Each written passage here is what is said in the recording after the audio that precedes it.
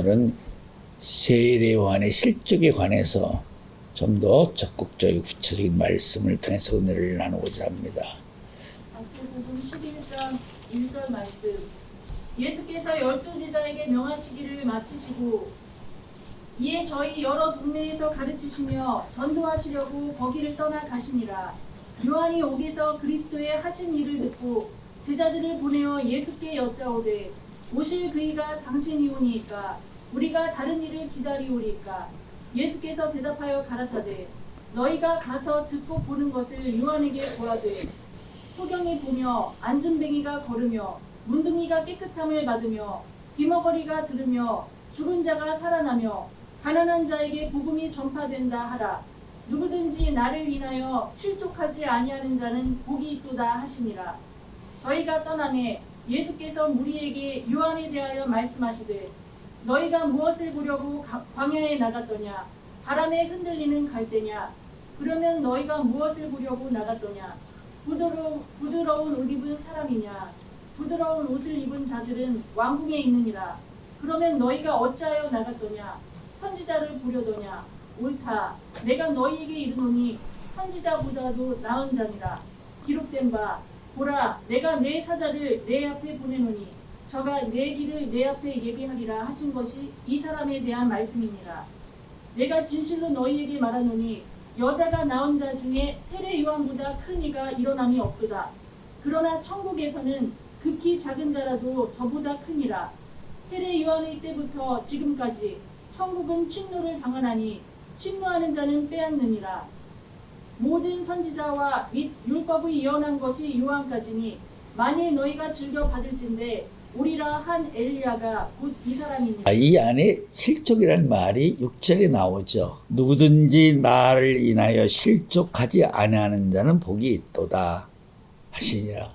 물론 표면적으로 세례 요한이 실족했다 그런 말씀은 없습니다. 그런데 이 말씀을 생각하면서 내가 진실로 너에게 말하노니 여자가 낳은 자 중에 세례 요한보다 큰 이가 일어남이 없도다. 그러나 천국에서는 극히 작은 자라도 저보다 크니라. 이 말씀을 연결하면 세례 요한이 여자가 낳은 중에서 가장 큰 자였지만 실족함으로 예수님을 믿지 못함으로 천국에서 가장 작은 자가 되었다. 이렇게 말할 수 있는 것인데 목사님들이 저한테 세 분이 이 점을 지적을 하더라고요. 우리도 성경을 열심히 봤는데 세례 요한이 실족했다는 말은 성경에 없습니다. 그 성경 구절을 좀 지적해 주세요. 이렇게 물은 분들이 있습니다. 그래서 제가 마태 11장을 자세히 읽어보면 충분히 이해하실 수가 있습니다. 그렇게 답변을 했어요. 그렇다면 세례 요한은 왜 실족했는가? 실족하게 된 원인적인 근거를 먼저 말씀을 하고자 하는 것입니다. 세례 요한으로 하여금 세례를 주게 한 가장 큰 원인 중에 하나는 예수님을 이스라엘에게 나타나게 해드리기 위해서 세례를 주라고 하는 것이죠. 그게 세례를 줘야 되는 가장 큰 의미, 명분 중에 하나입니다. 그리고 물론 두 번째는 세례를 받음으로써 율법에서 은혜의 진리의 말씀을 받을 수 있는 증거를 받게 되는 것입니다. 세례를 받지 않는 사람이 은혜의 진리의 말씀을 받으면 무슨 문제가 된다고 그랬죠? 남편이 있는 여자가 다른 남자를 받아들이면 간은 간통이 되는 것이죠. 같은 이치라고 성경이 분명히 말씀하고 있죠. 그렇기 때문에 누구든지 은혜의 진리의 말씀, 둘째 아담으로 오신 신랑 같은 예수님을 영접하기 위해서는 먼저 세례를 받아야 돼요. 세례를 받아야만 율법의 과정을 벗어났다는 세상적으로 말하면 졸업장 같은 것을 받는 이치와 같은 것을. 그렇기 때문에 세례를 받아야 되는 것이죠. 그것을 가리켜 성경은 하늘의 의를 이루는 것이다. 세례를 받지 않는 사람은 하늘의 의를 저버리는 것이다. 이런 말씀을 하기도 하죠. 그러나 그것보다도 더 큰 의미는 바로 예수님을 이스라엘에 나타나기 위해서 세례 요한으로 하여금 세례를 주게 하시는 것이다. 그래서 세례 요한이 예수님을 세례를 드렸죠.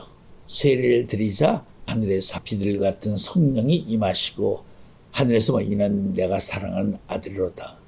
요한복음 1장 2장에서는 세례 요한이 예수님을 참 멋지게 증거를 했어요. 세상 죄를 지고 가는 저 어린 양을 보라. 신부를 취하는 자는 신랑이나 나는 그의 음성을 듣고 기뻐하는 그의 친구로다.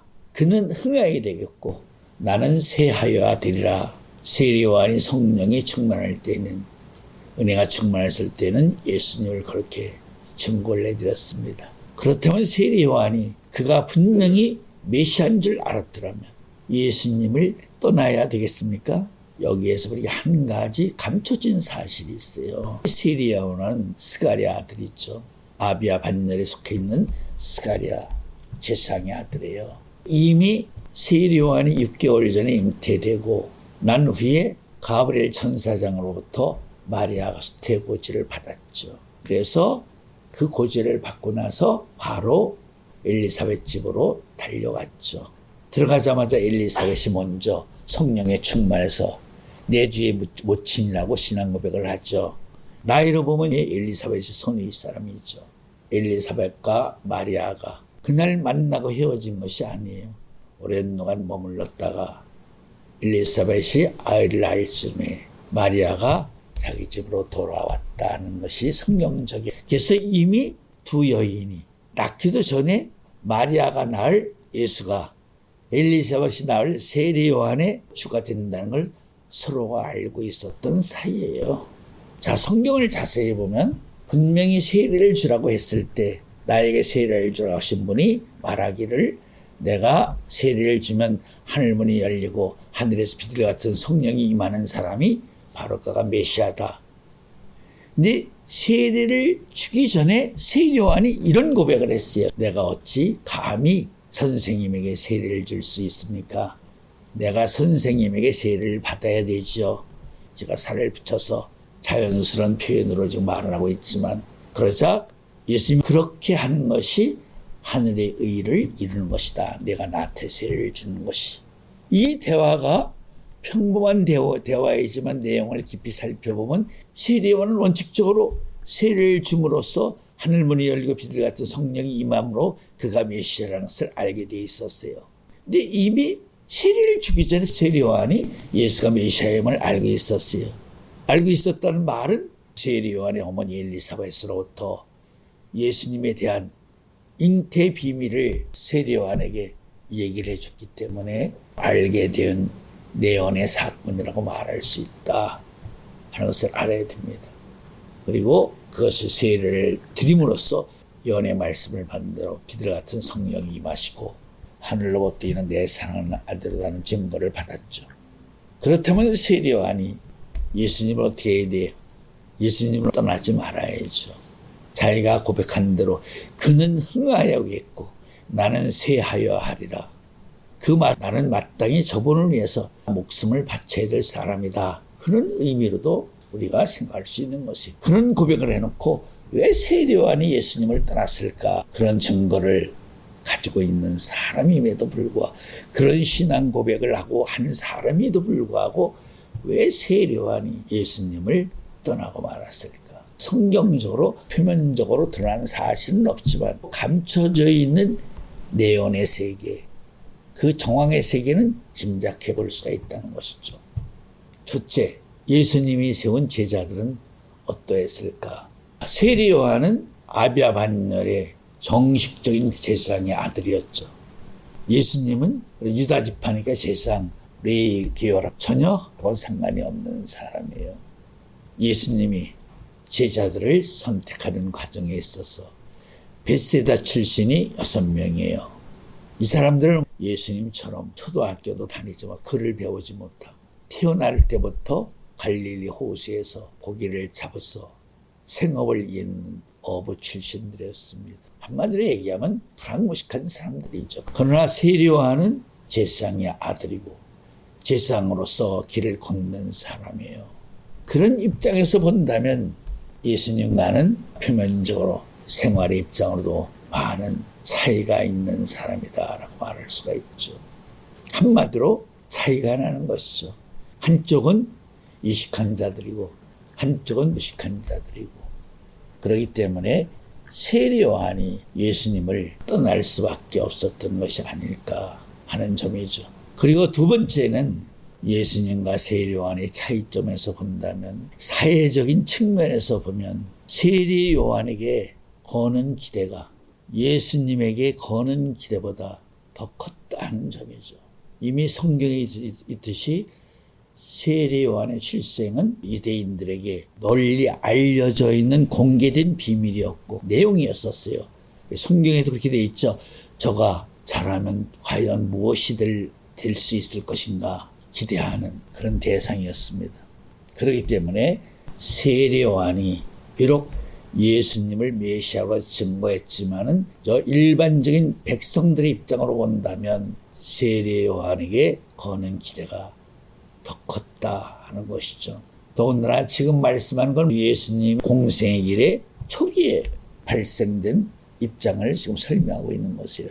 그래서 이제 예수님이 본격적으로 일을 하고 있는 과정에서 세례요한이 제자들을 보내는 것이죠. 세례요한이 지금 어디서 있다가 보낸 거예요? 제자들 감옥에서.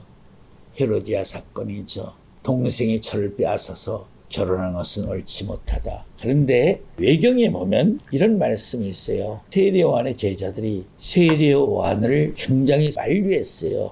왜 그러냐면 헤롯이 무서운 사람이에요. 처도 죽이고 장인, 장모 다 죽이고 처남들도 죽이고 자기 친아들도 죽인 사람이에요. 그런 헤롯에게 예를 들어 말하면 세례요한이 어떤 말씀을 하다가 설교를 하다가 헤롯이 그렇게 하면 안 돼. 동생의 철을 빼서 살면 안 돼. 그런 식으로 말을 한 게 아니에요. 그 자존심이 강한 헤롯에 찾아가서 헤롯을 손가락으로 지목하면서 헤롯을 책망한 것이에요. 그렇다면 왜 세례요한은 그렇게 했을까 하는 점을 생각해 보자는 거죠. 하늘의 일을 하러 온 사람들은 하늘의 일을 해야지. 하늘의 일을 제쳐놓고 세상 일에 적극적으로 빠져서는 안 된다는 거죠. 세례요한도 하늘의 일을 하면서 얼마나 중요한 사람이에요. 당신이 누구냐고 묻는 것들에게 나는 이사야 선지자가 증거한 나의 광야의 소리다. 광야의 소리가 얼마나 중요한 직책이에요. 높은 산을 낮게 저 깊은 산을 메우고 첩경을 평탄하게 하라 한 말씀처럼 광야의 소리라는 말은 예수님이 이 땅의 공생의 과정을 걷는 길에는 그 사람이 길을 평탄케 하는 그를 안내해드리는 그런 역할을 한다고 자기 스스로 증거해놓고 예수님을 떠나서 왜 떠났겠어요? 아까 말했죠. 언뜻 레벨이 안 맞는다는 거죠. 예수님과는 너무 차원이 안 맞아. 저런 불안국한 사람들 되고 무슨 일을 하늘.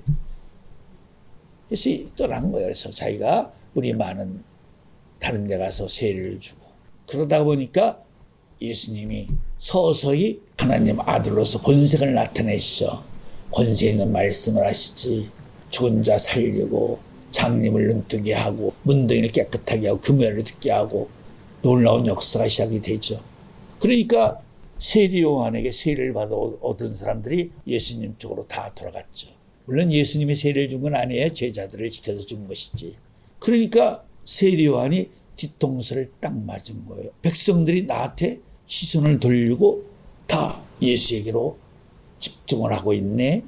그러니까 세상 유대인의 모든 시선에 집중을 받고 조명을 받고 있던 세례요한이 고독하게 위치가 바뀌어버리고 말았어요. 이건 정황적인 얘기예요. 성경에 나와 있지 않지만. 그래서 세례요한이 다시 백성의 시선을 집중하기 위해서 바로 지금으로 말하면 청와대 대통령이 직원들 조회를 하는 것 같은 그런 공식적인 자리에서 찾아가서 헤롯을 책망했다는 거죠. 성경에 보면 헤롯이 세례요한을 부정적으로만 보지 않았어요. 긍정적으로 그가 책망할 때 그의 말을 달게도 들었더라는 그런 표현이 있죠. 그런데 자기한테 너무 씻지 못할 상처, 무례하게 공식적인 자리에 느닷없이 도교회처럼 세례요한이 나타나서 그를 지목하고 책망한 바람에 헤롯이 세례요한을 오게 가두었다 하는 것이죠. 이 말씀을 한 저희 속에는 뭐가 있죠? 세례요한은 광야의 소리예요. 광야의 소리라는 말은 예수님이 가신 발걸음 앞에 사전적으로 길을 열어드리고 닦아드리고 다 준비해드린 사람이에요. 자기 스스로 광야의 소리라고 그랬걸로 묻는 나는 이사야 선지자가 예언한 광야의 소리다. 자기 스스로 증거한 자기의 직분을 스스로 버린 사람이 세례요한이에요. 왜 그럼 그렇게 신앙 고백하는 자신이 자신의 직분을 외면하고 다른 데 가서 세례를 줬느냐? 그것은 예수님과 예수님과 함께하고 있는 제자들을 부정적으로 봤기 때문에 그렇죠. 나하고는 레벨이 안 맞아. 차원이 안 맞아. 저런 인간들을 데리고 무슨 하늘에 일할 수 있어. 가랑비에 젖듯이 그의 마음이 젖어 들어가면서 세례요한이 점점 예수님을 멀리 떠나고 말았다는 것이죠. 절대 광야에서는 예수님을 떠날 수 없는 사람이에요. 설사 예수님이 떠나고 해도 떠나지 말아야 될 사람이에요. 그리고 또 한 가지 성경에 이런 말씀이 있죠. 너희는 누구에게 칭찬을 받으라고 했죠? 하나님에게. 하나님의 자녀들은 하나님에게 칭찬받는 사람이 되야지 사람에게 칭찬받는 사람이 되면 안 돼요. 사람의 눈치를 보고 일해서는 안 된다는 것이죠. 하나님에게 칭찬받는 사람이 되어야 돼요. 내 세례요한은 잘못 선택을 했어요. 하나님에게 칭찬받는 것보다 이스라엘 백성들에게 칭찬받는, 인정받는 그런 사람이 되고자 했기 때문에 하늘의 일을 하는 사람으로서 하지 말아야 될 일을 하고 말았다는 것이죠. 정치에 참여하고. 처음에는 세례요한에게 온 백성들이 관심이 집중됐었습니다. 그런데 예수님이 서서히 천국복음을 전해서 권세 있는 말씀을 하시고 권세 있는 능력으로 병자, 죽은 자 살리고 눈을 뜨게 하고 앉은 병이 걷게 하고 묻는 병 깨끗하게 하고 그러니까 이제 백성들이 어떻게 했어요? 세례요한을 쳐다보던 백성, 따르던 백성들을 다 예수님에 쏠리기 시작했죠. 세례요한이 저를 살펴보니까 자기와 자기 제자일 뿐이 없어요. 그러니까 되돌려진 백성들의 관심을 자기가 다시 찾아오기 위해서 정치에 관여한 것이다. 아마 처음에는 백성들에게 했을 거예요. 역시 세례요한이다. 세례요한이 아니고서야 자기 장모, 장인, 자기 처남들, 자기 친아들들 죽인 헤롯에게 누가 감히 가서 그런 말을 해? 아마 그랬을 거예요. 그거 잠깐이지. 감옥에서 세월이다 보니까 이제 백성들의 관심이 점점 멀어지기 시작했고 그래서 그런 지경에 제자를 보낸 거죠. 우리가 다른 일을 기다려오니까 이 말의 의미 속에는 삐뚤은 뒤틀린 세례요한의 심정이 잘 들어있는 거지. 당신이 메시아라면 나 살려내야지. 당신이 가지고 있는 그런 능력이라면 헤롯에게 한 번만 능력 보여주고 세례요한 내놓으시오. 그럼 내줄 텐데 왜 나는 꺼내지도 않고 나를 외면하고 나는 당신을 위해서 내가 이스라엘에 당신이 메시아라는 걸 증거해 준 사람인데 왜 나를 이렇게 소리합니까? 외면합니까? 이 말씀을 듣는 여러분들도 우리가 한번 생각해 볼 필요가 있어요. 우리들에게도 그런 시점이 있다는 것이죠. 그런 시점이 불시험이라는 거예요. 우리도 그러한 시점이 우리의 신앙의 삶에 있을 수도 있다. 여러분들 신앙생활 해봐요. 돌이켜보면 우리도 별별 어려움을 다 겪은 사람들이에요. 어떤 건 생각하기도 부끄러운 것도 있고 어떤 건 생각할수록 억울한 것도 있고 분한 것도 있고 원통한 것도 있고 어떤 건 또 아름다운 것도 있고 귀한 것도 있고 세례요한은 그 과정에서 실족했어요. 그 말을 받고 말하면 이렇게도 말할 수 있어요. 세례요한은 처음부터 너무 기대가 컸던 사람이에요.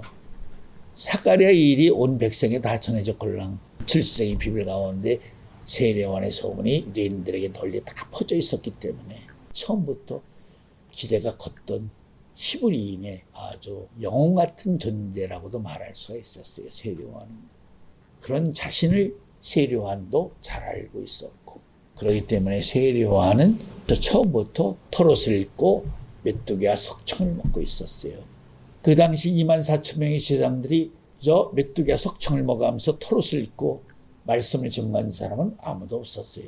오직 세례요한만이 그런 모습을 가지고 있었어요. 그 말은 세례요한 자신도 내가 이스라엘 레위 지파의 제사장의 아들이 아니라 나는 제사장 중에서 가장 뛰어난 존재라는 사실을 너무도 깊이 인지하고 있었다. 자부심을 가지고 있었다는 것이죠. 세상 말도 최고의 인기 스타가 돼봐요. 그걸 유지하기가 얼마나 힘들어요. 아마 세례요한도 그런 심리적인 부담감 속에서 무척 힘든 길을 걸었던 것이 아닐까 이해하는 측면에서 말하면 그렇게 생각할 수 있어요. 세례 요한은 천국에서 가장 큰 자예요. 원래 여인이 낳은 자에서 가장 큰 자라는 말은 이 땅에 태어난 사람 중에서는 예수님 다음에 가장 큰 자였다, 그런 뜻이에요. 그런 사람이 실족함으로 천국에서 가장 작은 자가 되는 것이죠. 그렇기 때문에 우리는 실족하면 안 된다 하는 것이죠. 그러나 여기는 한 가지 있어요. 실족과 실패라는 말은 다른 것이에요. 실족은 그래도 천국에 가장 작은 자가 될 수 있는 것이 우리가 첫째 부활에 들어가긴 한 것이에요. 가장 작은 자로서 들어가는 것이에요. 근데 실패는 절대 들어가는 자가 아니에요. 그건 구원의 대상이 아니에요. 그래서 실패와 실족은 다른 것이에요. 세례 요한은 실패한 사람은 아니에요. 실족한 사람이지. 왜? 예수님을 의심했기 때문에, 믿지 못했기 때문에.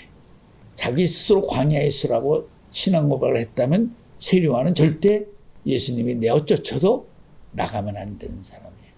예수님이 십자가에 달리면 세례 요한이 우편 십자가에 달려야 될 사람이에요. 그는 흥하여야겠고 나는 허세하여야 되리라.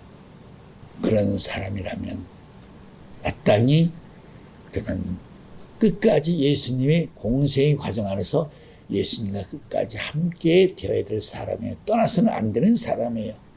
세례 요한이 실족하는 순간 그 실족했다는 의미가 이렇게 성경에 기록되어 있죠. 세례 요한 때부터 지금까지, 세례 요한 때부터예요. 세례 요한 이전이 아니에요. 천국은 침노를 당하나니 침노하는 자는 빼앗느니라. 그럼 누구 자리를 놓고 침노한다는 거예요 지금. 세례 요한이 그 자리를 영광을 빼앗겼기 때문에 그 자리를 놓고 지금 많은 사람들이 믿음으로 그 자리를 얻기 위해서 도전하고 있다는 거예요. 도전하는 사람이 누구예요? 살로메가 야고보 요한의 어머니죠. 살로메가 예수님에게 찾아왔어요. 선생님이 영광의 보좌에 앉을 때 우리 두 아들 하나는 오른쪽에 하나는 왼쪽에 앉게 해주소서. 너희가 내가 받는 세례를 받을 수 있느냐? 받을 수 있다고 그랬죠. 그래서 예수님이 결론이 뭐예요? 그 자리는 누가 앉던 간에 아버지가 정한 자가 앉는다. 바로 그 살로메가 두 아들을 위해서 예수님이 강구한 말씀이 지금 이 말씀이에요. 세례 요한 때부터 천국은 침노를 받는다. 그러니까 살로메의 소망은 지금 천국을 침노하는 소망이에요. 세례 요한 자리 나한테 달라는 거지. 지금 내용상 영적으로 그렇게 말할 수 있는 것이에요. 스님 세례 요한 자리 실족하지 않았습니까? 그 자리 우리 두 아들에게 주소서. 그래서 여러분들이 아는 내용이 하나 있죠. 세상 죄를 지고 가는 저 어린 양을 보라. 세례 요한이 손가락질하고 예수님을 가르쳤어요. 멀리 지나가시는 걸 보고. 세례 요한에 있던 안드레와 사도 요한이 그 말을 듣고 있었어요. 그래서 자기 스승의 인사도 안 하고 쫓아갔어요. 부랴부랴. 그때가 오후 늦은 시간이었었어요. 저녁 시간. 선생님이 묵고 계시는 데는 어디십니까? 이렇게 주제자가 쫓아가서 물었죠. 그러니까 나와 함께 가자 해서 예수님이 두 제자를 데려와서, 그때는 세례 요한의 제자였어요. 안드레와 사도 요한이. 그래서 예수님의 집에다 가버나움, 공생의 길은 나사렛에서 하신 게 아니에요. 가버나움에서 시작하셨어요. 가버나움에 집으로 데려가서 하룻밤을 예수님이 두 제자를 데리고 잤어요. 근데 두 사람을 같이 데리고 잤는지 사도 요한을 데리고 잤는지 그게 성경에는 나와 있지 않지만 예수님과 함께 끝까지 밤을 지샌 사람은 요한이었다 하는 것이 우리가 정황적으로 알 수가 있어요. 말씀을 듣다 안드레는 피곤해서 먼저 잤든지. 왜냐하면 요한복음 1장 2장은 바로 예수님이 요한에게 친히 해주신 말씀이었었어요. 요한복음 1장 2장은 예수님이 시하신 말씀이에요. 특히 1장은. 근데 1장에 대해서 안드레는 언급한 적이 없어요. 같이 들었다면 안드레가 그 부분에서 한 번쯤은 언급을 했을 텐데, 표현했을 텐데 안드레는 그 부분에서 언급한 적이 없다는 거죠. 그렇기 때문에 피곤해서 안드레가 먼저 잤는지는 몰라도 사도 요한문이 예수님과 밤새워 그래서 하룻밤에서 만리장성을 싼다는 말이 있죠. 말씀을 주고받았다. 도담을 나눴다. 그렇기 때문에 그때 도담을 나눈 내용이 요한복음 1장 말씀이었다 하는 것을 여러분들이 알아야 됩니다. 그런데 한 가지 이제 놀라운 것은 분명히 두 사람이 세례요한의 제자였습니다. 예수님의 제자가 아니었어요, 처음에. 그런데 두 사람 중에 안드레는 밝혀졌죠, 이름이. 그러나 정황적으로는 분명히 사도 요한하고 나타나 있는데도 끝까지 사도 요한은 세례 요한의 제자라는 말이 나타나 있지 않아요. 그것을 기록하지 않았어요. 기록하지 않은 저의 속에는 무슨 의미가 있다고 그랬어요? 바로 스승의 자리를 빼앗은 사람이기 때문에 사도 요한이 세례 요한의 제자라는 말을 끝까지 감춘 것이다 하는 것을 알아야 됩니다. 성경 말씀에 또 성경을 깊이 많이 읽어본 사람들은 뭐 제가 지금 말하는 거 다 아는 거죠. 그래서 결국은 그 자리를 누가 넘겨받은 것이에요? 사도 요한이 받았기 때문에, 받을 수 있는 사람이었기 때문에 처음부터 예수님이 두 제자에게, 요한과 요한의 형제 야고보에게 말을 했죠. 보아, 너게 우리의 아들이라고 했다. 땅의 광야의 소리와 하늘의 광야의 소리는 다른 것이다 하는 것을 알아야 돼요. 땅 차원의 광야의 소리와 하늘의 광야의 소리는 달라요. 다시 말하면 땅 차원의 광야의 소리를 하늘 차원으로 말한다면 하늘의 우리의 소리라고 말하는 것이다. 우리는 재림의 마당에서 울려 퍼질 우리이기 때문에 예수님의 사도 요한에게 베드로가 묻는 질문에 내가 다시 올 때까지 그를 머물게 할지라도 너와 무슨 상관이 있느냐 하신 것이다 하는 점을 잘 우리가 이해를 해야 됩니다. 자, 오늘 제가 이 말씀을 선택한 것은 세미나 때마다 이걸 꼭 질문을 한 목사님들이, 저도 성경 열심히 봤는데요, 제가 성경을 봤는데 성경에 세례 요한이 실족했다는 말씀 없는데 왜 꼭 물어보는 사람이 있어요. 그러나 11장 전체를 읽어보면 세례 요한이 실족했다는 의미가 뭐 부정할 수가 없어요. 실족했기 때문에 여인 중에 낳은 자가 가장 큰 자가 가장 작은 자가 되는 것이지, 실족을 하는데 왜 가장 작은 자가 돼, 가장 큰 자가. 자, 오늘은 여기까지만 하겠습니다. 기도하겠습니다.